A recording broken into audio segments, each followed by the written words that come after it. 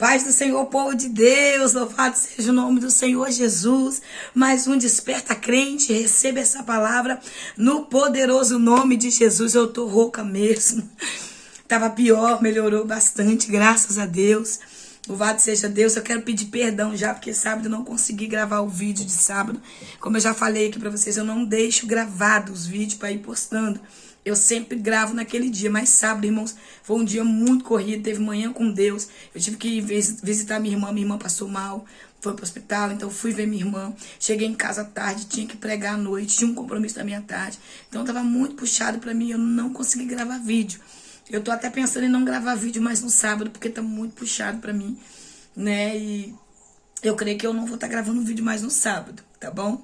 Aí vocês comentam aí. Vocês me ajudam aí, tá bom? Porque de segunda a sexta eu creio também que tá um dia bom. E no sábado eu tô pensando em colocar uma palavra, né? Como eu coloquei. Vocês viram que eu coloquei um vídeo de pregação, né? Que eu ministrei lá em Viana. Falei, eu vou colocar um vídeo para não ficar sem colocar. Então, nos sábados eu vou colocar uma pregação. E de segunda a sexta eu gravo os nossos vídeos. Amém? Então, desde já eu quero pedir perdão, porque eu não tive como avisar, tá bom? Mas Deus seja louvado pela sua companhia. Muito obrigada pela confiança. Eu quero externar minha gratidão a Deus por você estar aqui comigo. Irmãos, pelos testemunhos que eu tenho ouvido das minhas irmãs. Gente, como eu tenho ficado feliz, né? Pessoas têm mandado mensagem para mim, irmãos em Cristo. Têm falado, né? O impacto que tem causado na sua vida esses vídeos aqui. Então eu louvo a Deus pela sua vida, pela sua casa, pela sua família, pela sua confiança depositada em mim, amém? Mero mortal, né? Porque grande é o Senhor, nós não temos nada, é o Senhor que tem tudo. Mas a gente tem um esforço, né? E se dedicar a buscar em Deus, né? Não pode ser hipócrita, não. Tem uma coisa que eu detesto, a hipocrisia, irmãos. Você fala, não sou nada. Não, irmãos, se o seu esforço fica como? Jesus vê o seu esforço. Jesus vê o seu compromisso. Jesus vê a sua renúncia. Jesus vê o tempo que você passa servindo a Ele, buscando conhecimento, se entregando a Ele para receber mais dele. Jesus vê isso em você. Então, o que Jesus faz? Derrama graça, te dá sabedoria pela sua humildade. Então, primeiramente, não seja hipócrita. Eu busco conhecimento mesmo. Eu oro muito, eu jejuo. Não para soberba, que falo sem medo. Tem gente que tem medo, não tem medo não, porque a gente entende. A gente tem que vigiar. E se a soberba entrar, seja humilde para reconhecer que está com soberba e pede a Deus para Deus limpar o teu coração. Então, eu oro muito, busco muito, peço muito a Deus conhecimento. Por quê? Porque até então eu não posso sentar aqui e falar heresia para vocês. Eu não posso sentar aqui e falar aquilo que eu acho. Então, eu preciso buscar conhecimento para passar. Você só passa conhecimento quando você alcança ele buscando, se dedicando. Amém? Eu tô tentando falar bastante, mas minha voz tá muito puxada. Minha garganta fica meio doída, né? Mas Deus no controle de tudo. Amém? Então, 27 de novembro, ô glória, de 2023. Jesus, nós estamos chegando em dezembro. Vai ser, ó, um pulo. Louvado seja Deus. Amém? Desde já, eu quero pedir que vocês estejam orando pela minha vida. Eu estou orando por vocês e nós estamos juntos. Então, ó, dê o like, compartilha, aperta esse joinha. Eu não sei como é que você, né, fala. Então, me ajuda aí, tá? Passa esse vídeo para mais alguém, para que essa pessoa também seja abençoada. Hebreus, carta aos Hebreus, capítulo 11. Nós já iniciamos esse capítulo poderoso que fala de fé. E eu creio que Deus tem muito pra gente, amém? A fé é a substância, a fé é a substância da realidade de Deus, ou glória, na nossa vida. Então viva conforme a sua fé, creia nisso. Só que, porém, esse capítulo vai nos mostrar que o crente não vive por vista, mas vive por fé. Como Abacuque escreveu no seu capítulo 2, verso 4. O crente não vive por vista, mas vive por fé. Porém, a fé tanto te faz adquirir coisas materiais que o Senhor, pela fé, te entrega, quanto milagres, né, poderosos, extraordinários, que nós vivemos através da fé, uma cura, uma restauração, uma reconstituição, algo da parte do Senhor, que a fé traz, mas também a fé nos traz dores. Mais pra frente nós vamos falar. Vamos lá então, verso 4, nós já falamos o verso primeiro, né? Ora, a fé é a certeza daquilo que nós não vemos, mas temos certeza que iremos adquirir. E agora nós vamos falar do verso 4 em diante, que ele vai usar a fé dos nossos antepassados. Ele vai usar a fé, ele vai citar a fé. Se você observar, ele vai vir de Gênesis até o Novo Testamento, citando fé de grandes homens de Deus, de mulheres de Deus, de servos do Senhor, que pela fé eles viveram um nível espiritual muito profundo com Deus e alcançaram coisas grandes da parte de Deus. Amém? Então, olha só.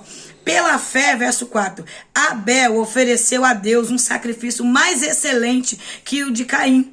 Ó, por meio da fé, ele foi reconhecido como justo no momento em que Deus aprovou suas ofertas. Apesar de estar morto, seu testemunho de fé ainda é eloquente, é válido. O testemunho de fé de Abel é válido até hoje. Por mais que pela fé dele, ele foi morto. Por mais que o próprio irmão dele matou ele pela fé dele, porque ele ofereceu primícias ao Senhor. Ele ofereceu sacrifício, prioridade a Deus através daquela oferta. E antes de Deus receber a oferta de Abel, Deus recebeu Abel. Deus recebeu o coração de Abel, a pureza no coração de Abel, irmãos. A gente acha que porque a gente está indo nos cultos, porque a gente tem um cargo na igreja, porque trabalha em algum departamento da igreja, a gente é mais amado do que os outros irmãos. Para com isso. O que Deus recebe de nós é um coração puro, é uma oferta verdadeira, uma oferta alçada, uma oferta de primícia no altar dele. Não é dinheiro, é você no altar do Senhor, sacrificando a sua vida para Deus. Como assim, missionária? Não preciso mais sacrificar. Minha irmã, você acha que não mentir é o quê? Sacrifício na carne. Você acha que não prostituir é o quê? Sacrifício na carne. Você acha que não beber cachaça é o quê? Sacrifício na carne. Não fumar maconha, não usar droga é o quê? Sacrifício na carne. Renúncia. É sacrifício sim, minha querida. Nós sacrificamos para ter uma vida com Deus. É por isso que a fé tanto traz bênçãos, também como traz perseguições, calúnia, defamações, pessoas que se levantam contra o nosso ministério, que se levantam contra a nossa vida com Deus. Só que a gente precisa entender isso. A fé é o firme fundamento, né? Você está firmado em Deus, está fundado em Deus. Só que Abel, ele, pela fé dele, ele entregou um sacrifício a Deus. Só que o irmão dele, Caim, não suportou ver ele entregar um sacrifício e saber que Deus desceu o fogo do céu e lambeu o sacrifício de Abel e recebeu. Gente, eu falo... Deixa eu fazer uma correção aqui, porque você sabe, na internet o povo gosta de vir corrigir. Eu falei lambeu, porque é um jargão popular, né? Mas o Senhor recebeu o sacrifício de Abel, né? Enviando fogo e queimando ali, não ficando nada. Assim, é isso que eu queria dizer. Então, a gente precisa ter sabedoria de falar. E eu tô, ultimamente, pedindo muita prudência ao Senhor, né? Pelo fato de eu ser pregadora, né? Pela misericórdia que o Senhor me chamou, pela graça, pelo fato da gente estar aí influenciando outras pessoas. Então, a gente precisa ter esse cuidado em tudo que vai falar. Porque eu não falo só por mim. Eu falo para que outras pessoas me ouçam e outras pessoas também vão falar. Então, a gente precisa ter essa sabedoria. Amém? Então vamos continuar. Então Caim, com muita inveja de ver que Deus recebeu, né, a oferta ali do seu irmão Abel, porque era uma oferta pura, ele fez o quê? Ele chamou o irmão dele, ele mentiu. Primeira coisa que ele fez foi mentir. Tirou de perto de alguém, tirou de perto das pessoas. Irmãos, Satanás, ele age assim. A primeira coisa que ele faz é mentir. Tirar de perto. Quando você tiver com uma amizade, que essa amizade te afasta de pessoas, que essa amizade te tira de perto das coisas de Deus, que essa amizade, ou esse irmão, ou esse amigo, seja quem for, a pessoa que está do seu lado, te afastando do seio da igreja, te afastando do meio da... Não é Deus. Cuidado. Cuidado, cuidado. Essa amizade individualista, essa pessoa individualista que só pensa em si próprio e quer te afastar das pessoas, cuidado com essa amizade. Então, pela fé, ele foi reconhecido como justo mesmo depois de morto. Sabe o que o Senhor está dizendo? Legado. Legado. Ele foi reconhecido mesmo depois de morto. Ele deixou um legado de fé. Qual legado você está deixando? Ontem eu preguei sobre legado.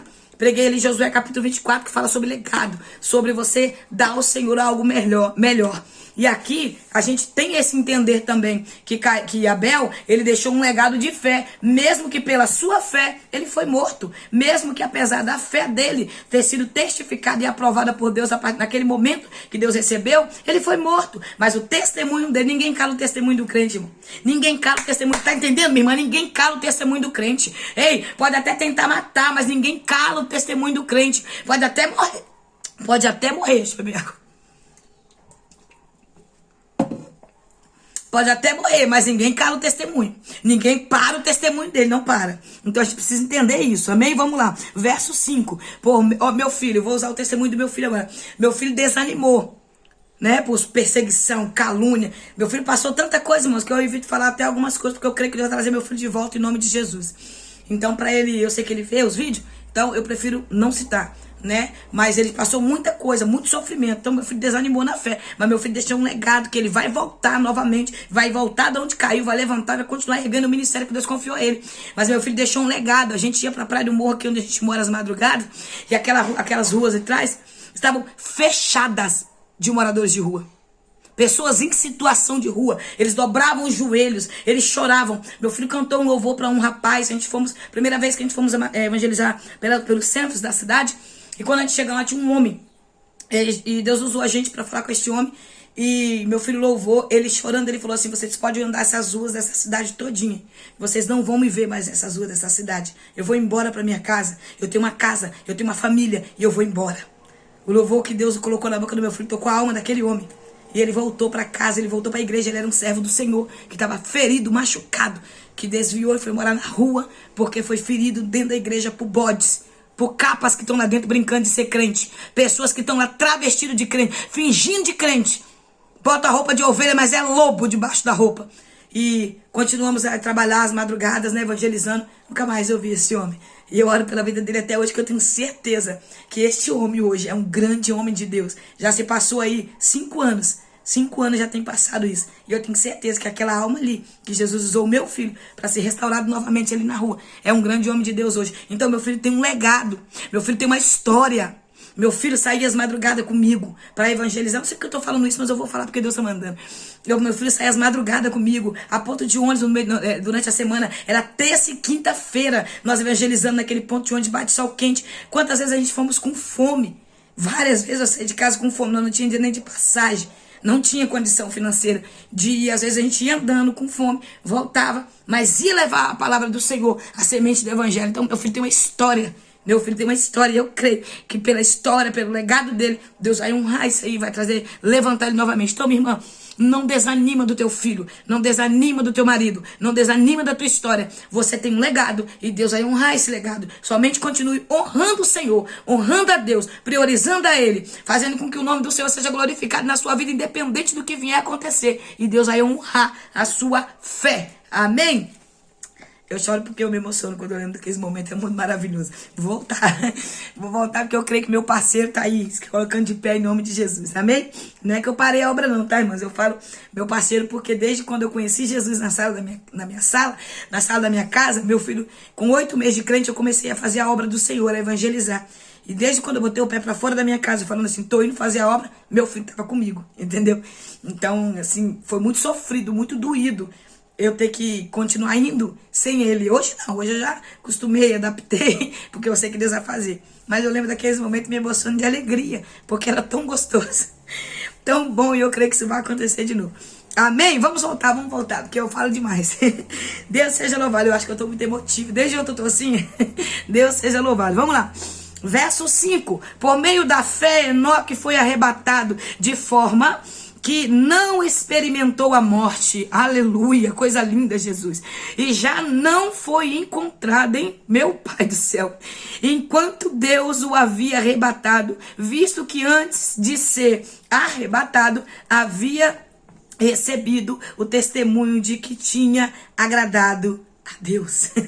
Meu Deus do céu, nessa geração de iguais, nessa geração de pessoas tudo igual, meu pastor costuma falar, e é mesmo, realmente tem gente que não gosta de usar essa frase, não, gente que não acha certo, mas eu vou falar porque eu penso assim também, nesse tempo de efeito manada, que as pessoas imitam um ao outro e vão um seguindo o outro e vão embora, nesse efeito manada, o Senhor está à procura dos diferentes, o Senhor está à procura daqueles que estão no meio de um lugar onde todos querem andar igual, mas você quer ser diferente. Então eu quero deixar para sua vida nesta tarde que você vinha buscar a Deus de uma tal forma que você vinha ser conhecido como a diferente mesmo.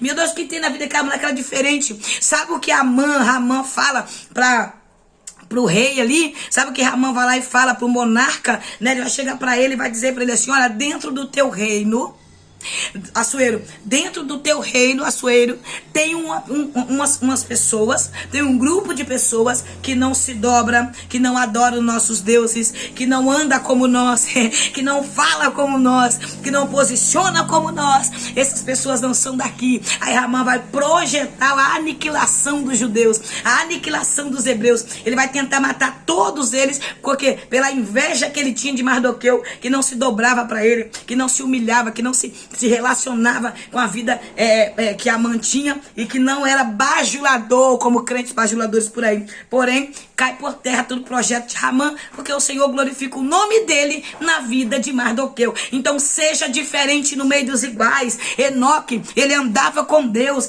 Enoque agradou tanto ao Senhor que Enoque não provou a morte, mas Enoque foi arrebatado, como o profeta Elias, como o profeta Elias mesmo, deixa eu ver, Elias, como o profeta Elias foi arrebatado também. Então o Senhor deixou aqui um exemplo para mim, para você, sobre o arrebatamento da igreja. Aqueles que andam com Deus, aqueles que estão firmes com Deus, esses serão arrebatados. Hoje eu estava aqui ajeitando ali fora um lugar ali para mim botar um negócio de roupa, porque eu vendo roupa, né? E ali eu falando com o Senhor, e em Apocalipse o Senhor mostra que depois do arrebatamento da igreja, o sistema do globo da terra, ele vai ser acelerado, ele vai ser tocado. É tanto que a natureza está gritando pela volta do Criador. A natureza está gritando pela volta do Criador. Como que a natureza grita pela volta do Criador? Vulcão, terremotos, o mar avançando o seu limite, fogos, queimadas. Nós estamos vendo esse tempo, nós estamos vendo tudo isso acontecer. Então a natureza gritando. E o que acontece? Depois do arrebatamento da igreja, o ser humano não vai suportar andar de dia na rua. Por quê? O sol vai esquentar 3 vezes mais. Vai ser um calor tão extremo que há uns dias atrás o calor estava tão forte aqui numa cidade chamada Cachoeira de Itapemirim, que estava 60 graus, o povo estava desmaiando no meio da rua. Então o grau do tempo vai estar mais ou menos a 70 graus, 80 graus, o calor na terra, porque a igreja foi arrebatada, irmão. Vai mexer no sistema, vai mexer eu esqueci o nome que dá, no equilíbrio da terra. A igreja vai subir, o Espírito Santo vai ir com a igreja. Então o globo da terra vai ser mexido, o equilíbrio da terra vai ser mexido. Então o céu vai estar muito mais vezes quente. As pessoas não vão suportar sair na rua, vão ter queimaduras no corpo. A Bíblia está dizendo isso para nós. Aí você imagina, se a terra já está do jeito que está, você imagina depois que a igreja subir. Então isso ainda não é nada para ver o que vai acontecer no inferno com aqueles que não querem a Deus. Há pessoas que não gostam de ouvir essa verdade, mas é uma realidade que não tem para onde correr. Eu não quero provar essa realidade, mas quem ficar aqui vai provar. Quem ficar aqui e ver esse vídeo, né? Talvez quando você vê esse vídeo, a igreja já subiu, em nome de Jesus eu já subi junto com a igreja. E aí você vai falar, meu Deus, essa mulher antes de sumir, ela falou isso e ninguém acreditou, não deram crédito, mas teve os verdadeiros remanescentes que acreditou, irmãos, que não quer ficar aqui na terra. Esse tempo de incredulidade, de esfriamento, esse tempo de apostasia, de cauterização na mente, esse tempo de prostituição, de escândalos gospels, dessa bagunça que está acontecendo e o povo se denomina igreja, dizem ser igreja. Irmão, será que a gente não está entendendo que é a volta de Jesus e que a igreja pode a qualquer momento ser arrebatada? É tempo de pensar. Enoque andou com Deus e o testemunho dele agradou tanto a Deus que Deus arrebatou ele. Se você não andar com Deus e dar testemunho de quem anda com Deus, não vai ver o céu, minha querida. Não adianta esse amor livre que está sendo pregado aí. Deus só quer o coração. Deus só quer o coração. É mentira de Satanás. Essa distorção de valores, essa distorção. Os louvores hoje chamam Deus de você. Não tem temor, não tem reverência. Não respeita o Criador do universo. A criatura não respeita o Criador. Nós estamos vendo esse tempo de falta de respeito, de temor, de reverência. Vai nos cultos na igreja. Dificilmente você vê um culto organizado. Dificilmente você vê um culto com temor. As pessoas não têm temor na hora da palavra, tá pra lá, tá pra cá, sobe pra cima, desce pra baixo, conversa, bate papo. Parece que eles estão na praça. É algo que a gente precisa analisar. Eu analiso tudo, irmãos. Eu analiso tudo. Eu contei uns dias atrás o testemunho que Deus me deu. Num culto com mais de 100 pessoas, Deus recebeu o culto de 3 pessoas. Nós precisamos analisar, irmãos. Amém? Vamos encerrar por aqui. Amanhã nós voltamos no verso 6. Então, fique atento, porque o arrebatamento vai acontecer. Fique ligado, porque assim como Enoque andou com Deus e foi arrebatado com testemunho, quando as pessoas forem procurar Enoque, cadê Enoque? Enoque já não estava mais. Quando alguém for me procurar e te procurar, já foi, meu irmão. Não está mais aqui na terra. Tá ouvindo? Então, fique firme e ande com Deus. Pai, eu quero louvar o teu nome por esse vídeo. Quero louvar o teu nome pelos meus irmãos. Senhor, nos ajuda a continuar firme, Pai, no nome de Jesus, até o arrebatamento da igreja, ou até, Senhor, a minha morte, ou a morte dos meus irmãos, que nós não venhamos negar o teu nome, mas que nós venhamos andar com o Senhor, para agradar o Senhor, independente do que nós tivemos que sofrer para andar com o Senhor, independente do que nós tivemos que viver para andar com o Senhor, nós queremos andar com o Todo-Poderoso, o Criador do Universo, no nome de Jesus. Amém? Deus te abençoe.